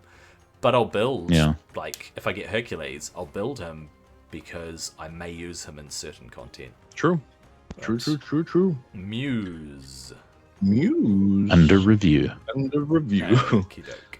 Looks like we're our going last to Olympus. Tian. Is it? No, it's American. Ixchel. Oh, I'm going to chop up these names forever. So this one is pronounced Ixchel. Ixchel. Okay, it's close. Yeah, Ixchel. Looking at our Invoker, Wisdom. All right, so going into our basic, attack one enemy, 230% attack, 2 times, and place Mend on this hero for 1 turn. Solid start. Looking at the core, remove 1 random debuff from all allies, then place Stalwart on each ally for 1 turn. Yeah, that's crazy. Okay, going to the ultimate, place Mend for 1 turn on all allies. If an ally is below 50% HP, also place increase their turn meter by 10%. Otherwise, increase their divinity by 10%. So if they're above 50% HP, then you're going to do the divinity. Otherwise, increase their divinity by 10%. That's how I'm reading it, right? Yep. That's right. Okay. Then passive, at the start of this hero's turn, sacrifice 10% of this hero's current HP and heal all allies equal to the amount of the HP lost. That's why she's mending herself. Yeah. Okay. And then for Max Awakening there, each turn increases this hero's healing by... Sorry, I don't know if that went off. I was having a phone call. Sorry. Awakening bonus... Max Awakening, each turn increases this hero's healing by 3% up to 10 times. So up to 30%. Up to 10% times. Oh my god, yeah. But it means up to 10 times. So 30 up to 30%. Yeah, I didn't even just ran with it. Didn't even kind of catch it as I was saying it. So English localization from the UK is hard. So Mend. I like Mend because not only are you getting a hot heal over time, you're restoring reduced max HP as well. So you're basically fixing max HP damage as well as getting your little heal. So Mend 1 is 7.5%, is it, of max HP? But it's also restoring your damaged max HP if that's happened. She seems like a strong support champ for a She rare. does. Yeah. Reading through this whole kit, just the cohesion of it, I think solid. It's probably the best rare healer so far. And then also has just a full-blown cleanse. And then the Stalwart essentially gives you disable prevention rather than like a cleanse of it. But it works. I think this one makes it into some early teams. Absolutely. Yep. Absolutely. All right. One of our starter heroes, Lady Shock. As we know, she's a Slayer. She's Strength. And she is Chaos. So her basic ability attacks an enemy 315% attack, as we expect from a Slayer, with a chance to place a stack of bleed. Small chance to place it, but she can still place it. AoE on the core, 420% attack with a chance to strong hit. Has an 80% chance to place a stack of bleed on each target. So that was where she really shone in the alpha, was hitting stuff with that core. She hit hard and she would place bleed. Hard. Yeah. And then we've got an AoE on her ultimate. Double AoE attack. If an enemy is defeated, places speed up 2 on herself, which means she's going to roll around to her turn again. We've got an awakening bonus here. If she defeats an enemy with her core, reduces the cooldown of her core. So you're going in for another big AoE smack.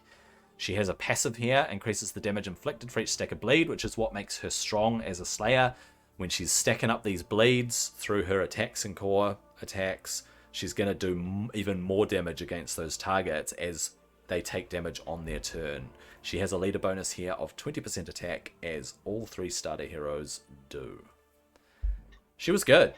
She was a good pick. She was good. Yeah. Her imprint was the famous busted imprint of Alpha Wave 2 and Alpha Wave 3, because in Alpha Wave 2 the comp was to put her imprint on Heimdall, and then every retaliate hit on an infinite stack of bleeds was doing like more and more and more damage every turn. But then quintillion scaling or something crazy. Yeah, it was getting ridiculous. But then in the Alpha 3, the ELT comps that won at the very end were finding out that it was still broken, but in a different way. Yeah. And putting it on solo Brynhild, and then Brynhild that's what it was. Yeah, was hitting. Yep. Now, in a world where it's not broken, I think it's still a useful imprint, but it's it's not like Isolde where you're putting it on everybody, right? This is you're setting up for some specific comp. But she's a good one. This is a great example of I'm taking her over Minotaur if I care about bleeds on a rare. Oh heck yeah. Yeah. Oh, absolutely. Moving right along into Shorn One. Let's take a look. All right, so we've got a strength defender here. I feel like this might be the first defender I've touched. Basic is a single hitter, 225 defense and 120 attack. I feel like that's a good hit. And place mend on this hero. Then the core is going to be place protect on all allies for 1 turn. If it's awakened, it's also place barrier for 50% of the defense. That's pretty decent. I wish there was a smack in it, especially because it's 1 turn, but it is a rare. And then for the ultimate, place defense up on just him, then AoE for a lower modifier than the basic, with a 50% chance to place attack down for 1 turn on everybody. So not too bad. And then we have our passive has a 50% chance to remove a disable on this hero at the start of their turn. In the world of defenders, you're probably going to get a better epic pretty quickly. That's kind of where I'm at with this right now. Nothing's blowing my mind here. I'm really surprised that the ultimate is a lower multiplier than the basic. Yeah, maybe it doesn't. Yeah. Maybe it doesn't do the AoE penalty. You know how AoE attacks always have a penalty modifier built in. So maybe it doesn't account for that. Maybe it's just the flat 190 defense and 100% attack on each of the time. I don't know, but there should be an AoE penalty. Yeah. So he also has a leader bonus here, which is pretty decent. Oh yeah, resistance leader bonus. Yeah, I think this imprint might get used in some PvP teams. I think you may have a team where your like OTK combo requires somebody not getting disabled, and you may have this imprint to try and keep that from happening. Potentially, yeah, I can see that happening just using his imprint. But yeah, I'm not super impressed with this guy. Although Protect is good, right? Protect is a strong buff. It's just it's a 1 turn. It's a 1 turn. It's a 1 turn. Tzilacatzin. All right. Ooh. How did you pronounce that? I was so off. Tzilacatzin? Yep, we'll go with that. Okay. It sounds like a medication that you're about to do a commercial for. It could be Tzilacatzin. I don't know where the emphasis is. I just said Tzilacatzin. I think that's right. Tzilacatzin. Yeah, Tzilacatzin we'll go with. Yeah. Oh, I see. It's Tzilacatzin or Tzilacatzin. And he's got the cat and everything. He does have a cat face. That is cool. Yeah, the Cat King. So we got his basic coming in at attack one enemy, 6% HP, 90% attack. Then place Vanish on this hero for 1 turn. Moving on to the core, we have attack one enemy, 5% HP, 65% attack, 2 times. Each hit has a 50% chance to place speed down on the target for 1 turn. If this hero is under Vanish, we'll place speed down 2 instead. Moving over to that ultimate, we have attack all enemies, 10% HP, 130% attack, with a 50% chance to place initiative down 1 on each target for 1 turn. If this hero is under Vanish, we'll place initiative down 2 instead. And then moving over to his passive, and this is what ties it in. If this hero is under Vanish, attacks have a 50% chance to place a random disable on the target for 1 turn. Awakened, it makes it at the end of this hero's turn, place Vanish on this hero for 1 turn if a disable was placed on an enemy. It's that passive. I remember reading this guy. It's his passive that really fuels his whole kit. And he's got a 35 accuracy in dungeon battles for leader bonus. So that's pretty not useless, but useless. The thing that's interesting here is that he's a disruptor, but all of his attack multipliers are HP based. They're not quite as high as a brawler, but you can build him tanky and it will affect his damage. And he's mostly doing damage, except that the passive is really kind of what makes him a disruptor. Yeah. He relies on Vanish a lot. I think the fact that he's doing initiative down 1 or speed down 1, yeah, it's kind of useful. But if he can play speed down 2 and initiative down 2, that's actually pretty good for a rare overall. If you're getting that extra rank of speed down, you're really slowing their team down. But it's 1 enemy for the core. But then the ultimates are AoE, right? And if he gets really good RNG and he's under Vanish, he could be placing initiative down 2 on lots of the enemy and just push their ultimate meter back. Just prevent them from taking their ultimates. So still fairly niche, right? He needs to be enabled to do well. Yeah, he's got to be max awakened to even really be considered. Yeah, that's how I'm seeing it. Yeah, he's one to play with. I think I'll have a little bit of fun playing with him. He at least gets a shot, right? So I noticed his awakening bonus goes up to 3 here too. So we're missing more there. Oh, I get to do the another starting champ because the first 2 Tian don't have kits. I just checked. Go. They don't have kits. So okay. We're going to be looking at Guan Yu first, and once again covering a starter champion. He is a Slayer in Strength Affinity. Guan Yu's basic: attack an enemy with a serious attack. If the target's under drain, inflict additional damage equal to 5% of their max HP. So he's just doing extra damage if they're under drain. AoE on his core, which is good. That was pretty strong. 25% additional chance to strong hit. He was good in that regard. A chance to place a drain 2 on each target for 2 turns. Now, this is good for a rare, being able to place the 2nd rank of a debuff. I think that's quite strong, being able to place the 2nd rank.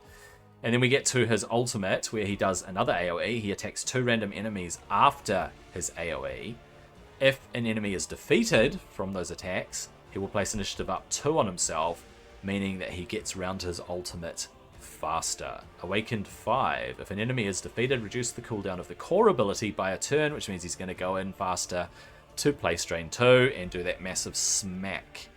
His damage is increased passively to enemies that are under drain, and he has a leader bonus of 20% attack in all battles. Guan Yu was a fan favorite in Alpha 3. I used Guan Yu on stage 120, the first Golden Golem. No, sorry, the 2nd Golden Golem, right? Stage 120.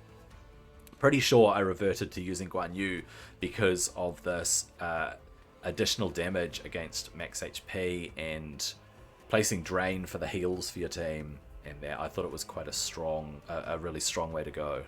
So I don't know if I'm going to choose Guan Yu as my starter. I still haven't decided who I'm going to choose for my starter because we've all got our legendary in the wings, haven't we? And it's like, whoever your starter champion is, they're either going to be your damage dealer and your legendary is going to be your defender or booster or something, or your starter's just going to sit on the wings and your legendary is going to be your main killer. So depending on how people go with which legendary they've chosen through the minigame, it might not be as big a deal to choose a particular starting champion.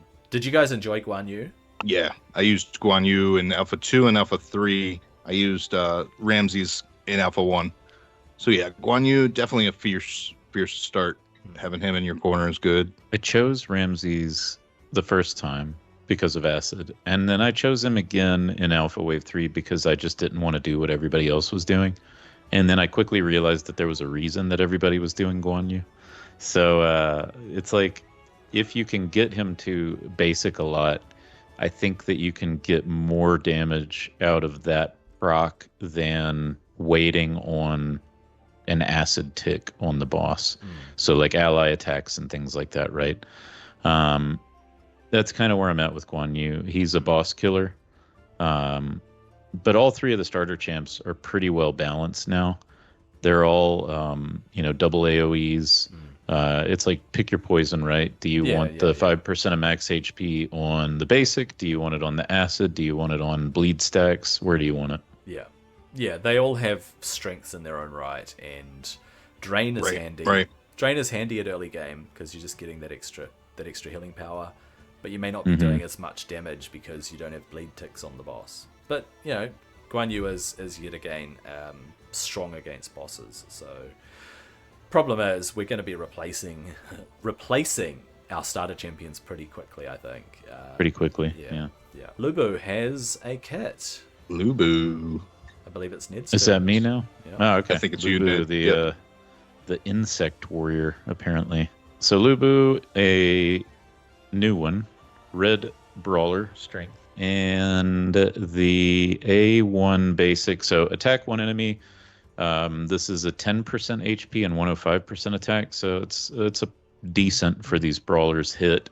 Adds a barrier worth 2% on the hero. So every time he's doing his basic, he's getting a barrier. So that's kind of nice. Core is going to be a single target hit. Pretty good hit for a brawler in the rare category right now, 15% and 120%. If he does have the barrier at that point, then he has a 50% chance to place Despair. So now he's throwing out some of that, like what we were talking about earlier, the brawlers being kind of hybrid. The ultimate is an AoE, 13% and 110%. 80% chance to place Blunt for 2 turns at least, but it is just Blunt. If he's under barrier, though, the attack is always strong. So that's kind of fun. There can be some tech with that. Passive is, when he does have barrier, inflict 20% increased damage and straight damage reduction by 20%. If he's awakened, increase his barrier generation by 5% of damage inflicted. So he could be fun. I could see this one being kind of interesting, especially if you have any other kind of synergy around barrier in the team. 18% HP campaign battles. You want to see all battles. Barrier's solid to pick up. This guy could be a good solo champ as well. Right. Because if you can just keep that barrier up, he's taking less damage, he's doing more damage, he can place Despair, which gives you some control, and then whenever he's rolling around to his ultimate, he's putting up that Blunt so that they are not strong hitting you. In fact, it's greater chance to weak hit, isn't it, Blunt? So you want to keep barrier up on him. I can just see him as a specific area of the game where you want to be able to solo with a brawler. He might come to the game, maybe. What I was thinking too is if we have to fight against him in some kind of PvE mode, he could probably end up being like a hard challenge at some point. All those barriers that he's just going to keep this barrier up, and you're like, just get through it. Yeah. Okay. It's going to be Shishi for you, Dan. Shishi. Good old Shishi. Yeah. Solid hero. Shishi was strong. Alpha 1, Alpha 2, and then Alpha 3, they fixed something, right, on Shishi, so it made it just weaker. And they broke something. And they broke something something. significant. You're right. Yeah. Yeah. So jumping on to skills. For basic on Shishi, we have attack one enemy for 280% defense, 70% attack, with a 50% chance to place attack down 1 for 2 turns. Then we have the core, attack one enemy, 320% defense, 80% attack, and place protect on all allies except this hero for 2 turns. Allied defenders will join the attack using their basic ability. The ultimate, place 150% defense. So we believe that's a shield. Place a shield for 150% defense on all allies. Then reduce this hero's core ability cooldown by 1 turn. Also place taunt on enemy slayers for 1 turn. I was just realizing, wasn't the core in the alphas that allied Tian? Yep. Yeah, And it didn't join. work. So they've changed it. So now it's allied defenders. Maybe they couldn't get it to work. Maybe they couldn't fix it. And they were like, let's just make it defenders. Because I could not activate Shishi, and it annoyed me that just wouldn't work because I couldn't get past the Tian only stage. No matter what I tried, I couldn't get. That was the one I couldn't 3-star. Yeah, interesting. Yeah, that one was a nightmare. Rounding out Shishi with the passive, heal 5% max HP. An ally when an enemy places a debuff on them, and this is passive. That's okay. Mm-hmm. Now for when it's max awakened, place 50% defense on this hero when an enemy places a debuff on them. Does that mean increases his defense by 50%, or does it mean place a shield worth 50% of his defense? I'm guessing it's a shield again, and it's just kind of wonky. Or barrier. Shield or barrier. So he's getting basically some sort of mitigation worth 50% of his defense. That's what I think it is. There are typos throughout this whole thing. Like, they've got the Greengrocer's apostrophe in both the core and the ultimate, where you put an apostrophe randomly in words, and it's like it just stands out to me so much. But I'm sure they'll fix it. I'm sure they'll fix all these typos. Yeah, we're still so early. I'd rather them focus on the game than focus on website typos. Oh, absolutely. Absolutely. Yeah. I mean, they're finishing off the pen testing and the stress testing, right? And that's huge. That's what we want them to do. Let's not get sidetracked. I'm sorry. I'm sort of sidetracking us here. But No. Yeah, they are focusing on the right things, which is really encouraging to see. Yeah. As we move on from Tian, I just want to call out one funny thing in the uncommon is that one of the Tian uncommons is Terracotta Warrior. I think that is such a genius and funny idea. Oh yeah, it's fantastic. Terracotta Warrior. From the Forgotten City. Is that what they call it? What's it called? I think so. Yeah. It's super cool. Barrage. The Virage. So Balk, the Shadow Beast. He is a brawler, and he is eternal, as we saw in the alpha and experienced with Balk. I was not a fan of Balk. I tried to get him to work. I think I used him in the Virage stage, and that was about it. I basically built him out, man. I tried to make him as beefy as possible, but yeah, didn't turn out to be the best of champions, as most brawlers don't. I used him as an imprint. His imprint was like the shiny. Right. You could use him in a lot of good spaces. Yeah, yes. His imprint. He was good. part of the Hive Mind comp too for their big damage run. He was part of the Hive Mind comp on Fafnir. Yes, he was. Yep. And it's because of the passive when you get around to it. His basic attack an enemy, 9% HP, 80% attack, pretty low, but he's a rare, with a chance to transfer a random debuff to the target. Little bit clutch, niche, however you want to put it. It's not that great. Attack an enemy, 30% HP, 100% attack, with a chance to place Despair for 2 turns. There's also a vanish buff here. I assume when he's awakened, he also vanishes on his core. Dreadmaw Max Awakened. Self vanish, is it? Yep, Max Awakened. His ultimate, it is a single target attack triple with a chance to steal a buff. If this hero is under vanish, then steals 2 random buffs. So, random buffs, this whole random stuff, like attack a random target, steal random buffs, push random debuffs onto stuff, I'm not a big fan of that, but whatever. And his... It's a very common theme here. His passive is a 50% chance to counterattack whenever he receives a debuff or a disable. So it's very cool because you can be disabled, like stun or sleep, where you are unable to move, but he may still counterattack just because he's received it. Mm-hmm. That's the way I'm seeing it. So the disables that prevent you from acting, can he still counterattack? I can't remember if that was a thing from... No, it does. It does. Yeah. It does. Yeah, That was yeah. annoying. I tried loving Bauk. It just didn't work. You know, Yeah. you use him for the imprint. For the imprint, But yeah, they used him on the big team. Yeah. I was messing with him thinking that I could put the blaze back on Fafnir. And to some extent it worked. It just it was inconsistent damage. It wasn't doing the damage I thought it should do. But I think they had, can't remember what exactly they were doing with the counterattacks, but it was working well for them in the comp that they were using. And then, until we found that Lady Zoc was completely busted. Lada and Vesna both look very similar, and they both look like that horror movie Midsummer. So any Midsummer fans out there? All right, so this is a blue Invoker, so Wisdom. We've got the basic is a single hitter, 230% attack, never bad for an Invoker. Place initiative up with the ally with the lowest divinity, okay. Core is going to be place defense up 1 on everybody for 1 turn. Then heal the ally with the lowest HP by 15% of their max HP. Always wish that these types of heals were based on this character's max HP, because when you're healing Slayers, they don't have a ton of HP. Right, but is what it is. And then the ultimate, place Vanish on 1 ally for 2 turns at least, then increase their divinity and turn meter by 10%.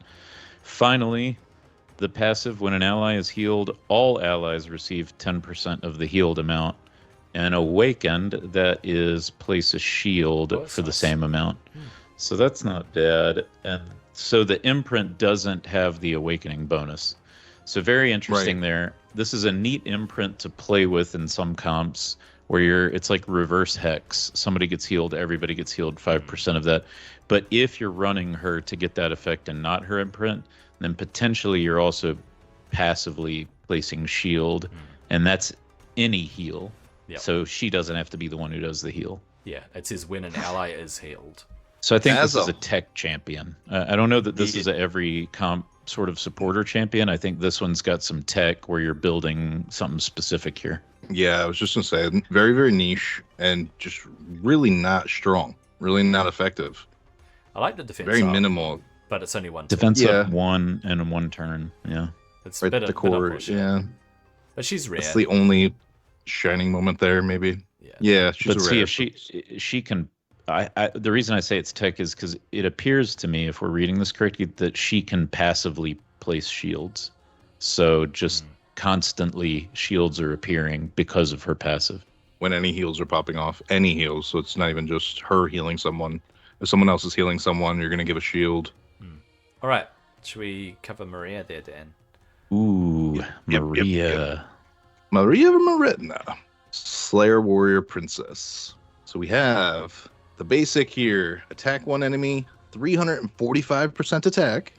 Place an extra hit if the target...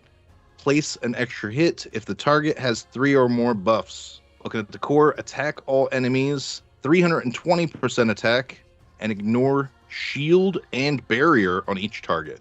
This is what made her the shining moment for Alpha. Then we have Awakening bonus for her at maxed, also ignore Immortal. Yeah. And the ultimate is attack 1 enemy, 400% attack, reduces the defense of the target by 2%, stacking up to 5 times. Just got to get a lot of ultimates out there. And then the passive increases damage inflicted by plus 3% for each buff on the target. The 10% attack leader bonus. It feels like she's got the same utility, from Alpha. She's gonna have her use, like just breaking through that ignore shield barrier. Yeah. In different situations, she's gonna have use. Even though they've fixed her from Alpha, where she's I'm not sure they did double dipping, triple dipping, and all that. Okay. Even though that, look at her ultimate divinity cost, and then look at her divinity generator. Mm-hmm. She's gonna be using her ultimate all the time. Like she only requires 750. And Yeah. every time the enemy gains a buff, she's getting 100 more divinity. Oh, sorry, if it's an immortal buff. She gets 30 divinity. So she actually rolls around to her ultimate really fast. She was doing that in the alpha, and I don't think they would have nerfed that. It sounds like they've retained that. So she's going to be hitting her ultimate a lot. And she's just going to keep decreasing the defense of whoever she's attacking. And she hits hard, and she smacks through shields and barrier. So for a rare Slayer, she's sick, man. She's good quality. Yeah. I'd actually use her over one of the starter champs in certain situations. She was good. She was in the alphas. She was the way that you got through a lot of the 140s. That was the first video I made, was about her for getting brick wall stuck on the double Isis comp, the Isis plus Quetzalcoatl comp. But hopefully they fixed the math, because the math was wrong. She was seeing all of the buffs for the AoE, and then the AoE wasn't like divisive. So it was like, if there were 4 of them that all had 5 buffs, she's seeing 20 buffs and hitting a full tower AoE on every single one of them with all the percentage. But her ultimate is an assassinate. Every time her ultimate comes up, you're like, pick who you want to kill.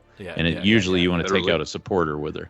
So she's a great rare. She is a great monster. Rare. Yeah, she's still very good. Vesna? Yep, Vesna does. She does have them. All right. I believe it's my turn, is it? Mm-hmm. Okay. Yes. Yep. She is a wisdom invoker, so we should expect good healing from her. Okay, Vesna's basic. Attack an enemy. We don't care about her attack. She's an invoker. Places radiance on the ally with the lowest HP. Okay. I can't even remember what radiance does. That's like a reflect damage or something. It's got reflect damage, and it's got flat damage mitigation. Mitigation as well. That's right, yeah. So her core, she will heal. So she's just got to heal. She doesn't attack. It's just, I'm going to heal everybody. If they're fully healed, place a shield. So if you have Lada and Vesna together, then you're getting lots of shields and lots of healing. But you probably wouldn't do 2 invokers. You'd choose between the 2. 10% HP for a heal sounds reasonable. I mean, it's better than not getting healed. It's not very strong either. So remove a debuff on her ultimate from all allies, then heal them by 15%. Also extend the duration of a random buff. So buff extension comes in handy, as we've discussed. And for each buff, increase this hero's healing output by 5%. Okay, that's nice. Okay, so it's more than just a 10% heal, right, on her core. It's, well, guess what? Between the team, we've got 5 buffs on everybody. Therefore, she's doing 25% more healing. She sounds like a better healer than Lada. Yeah. And then her new beginnings gets awakened at awakening 5. If an ally is fully healed, increase the turn meter as well. So she's placing a shield on her core, and on her ultimate she's increasing the turn meter. So I think she's a stronger healer from this faction than Lada overall. It's good. I agree. Do shields? What I can't remember is, like, do shields and barriers have a turn limit? Or are they just there until they're destroyed? It's an amount. Just the amount. Yeah, just the amount for shields and barriers. So the buff extension isn't affecting the shield, but the shields can be cumulative and additive, right? So you can keep putting shield. More shield. Yeah. On top of do they have a turn? Barriers don't, but do shields actually have a turn count? I don't think they do. No, because in Fafnir, that's we all use shields. Yeah, and they stay forever. Heimdall's shield. On Raven Pyros, it's saying shields cannot stack or be increased. Oh. So what happens? Does it overwrite it? Yeah, I'm assuming it overwrites it and it takes the higher value. That's my guess. So did they fix that at some point? Well, it's probably so that they can grow shields, like with a specific skill or something where it says grows the shield. Okay. So naturally they don't grow, they get replaced. Yeah. I believe we're up to Volkadlak, the final rare. The werewolf. So let's see if he's any better than he was in Alpha, because he was kind of underwhelming in Alpha. He was. He is a strength, so red disruptor. Basic is hit somebody, one target, 230% attack with a 40% chance to place 2 stacks of bleed. And then if he's fully awakened, also vanish him if he's attacking somebody already under bleed. All right, so he's coming out with similar to Minotaur, but maybe better. The core is attack 1 enemy 2 times for 180% attack. Each hit has a 20% chance to place Lock Core. It's a 20% chance, pretty low. Ultimate is an AoE for 250% with a 50% chance to place Despair. That's not bad. So we got, a straight up crowd control on an AoE. And then the passive is increase damage inflicted by him on enemies under Despair. By 10%, it's pretty conditional. I mean, you're going to build him accuracy first and then attack. So if you want a bleeder, you're probably still taking Lady Zach.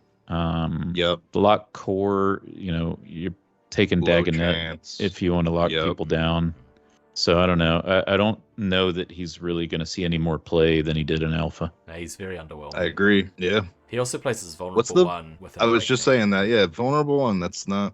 Yeah. Can't pin where that's at. Vulnerable means that you're taking more damage from debuffs, right? It says that on Primal Howl, but it doesn't. It doesn't say. Yeah, you're taking damage more damage dealt by debuffs. Must be by 20%. Right. Tier 1, 20%. His awakening is on Shadow Pounce, his tier 5 at least. Yeah, that's always interesting. There's definitely some work to be done to clarify the hero cards, but hey, we got them. The website works. So yeah. Take the win. Well, we've covered all of the rares from all of the factions, and we've got a lot of insight from exactly what they're all doing on paper, at least. Those that we didn't get a chance to play with in Alpha, we've had a look and we've given our feedback. Any parting words? I'll start with Dan before we close off this video. Yeah, feel like it's a support meta. Just rolling through the rares. It's going to be. It's more of an impressive support meta, pushing through rares here. Very underwhelming in the bruisers. It's not anything too crazy, but yeah, super excited that we finally got to go through these and see. For months we've just been waiting to see what the rares are looking like. So yeah, I'm loving it. Can't wait to see our next video or next series where we can go through epics. Yeah. I think for anybody who wants an edge on day one, your PvP speed team is going to be Dagonet, Aslaug, some damage dealer, maybe your starter champ with their double AoEs, and then you pick your setup, right? Who's going to give you your attack up or whatever it is that you want them to go in with. But Aslaug fastest, Dagonet second fastest, and then your setup third fastest, and you can at least probably start climbing the bronze on day one. Good advice, Ned. Yeah, having that speed push. Solid tip. Yeah, having that speed push into a meta push from Aslaug, and then you got your decreased defense from Dagonet or whoever you can to decrease that defense. I think it's really solid. Yeah, I also liked Ankhesenamun. I think that she was the first rare that she was the first rare that we looked at today. However many hours and hours ago that we looked at it, but it still sticks in my mind just how strong she was in terms of overall kit and the balance of it. And I think they had a lot of time to balance that. So yeah, my overall impressions in terms of the rares, a lot of underwhelming ones, but it's to be expected, right? They are just rare. They are just at the start. They are food. On the whole, you're going to turn them into spirits and use them to rank up other champions, all the cool epics that you're going to get. I do look forward to covering the epics. We'll see how that goes in terms of a video, and I'm really glad that the website's running and it's stable and everything is going. So parting words, if you haven't yet played the minigame, get in there, play the minigame. You've still got a few days left. Hopefully by the time this video comes out, you do still have a little bit of time left to get into the minigame. Reserve yourself whatever you can from the minigame. And if you have played the minigame and you've reserved yourself a legendary or an epic, then congratulations, you're going to be starting the game on the front foot. Well, that's everything. Thank you so much, Dan. Thank you, Ned, for joining me on this video. It was a really good discussion. We got to cover all of the rares. We got to discuss our thoughts on them, and I look forward to doing future content with you both. Definitely. Awesome, man. All right. Thanks for the invite. Cool. I hope that you enjoyed this video. Thank you, guys. And I'll see you on the next one.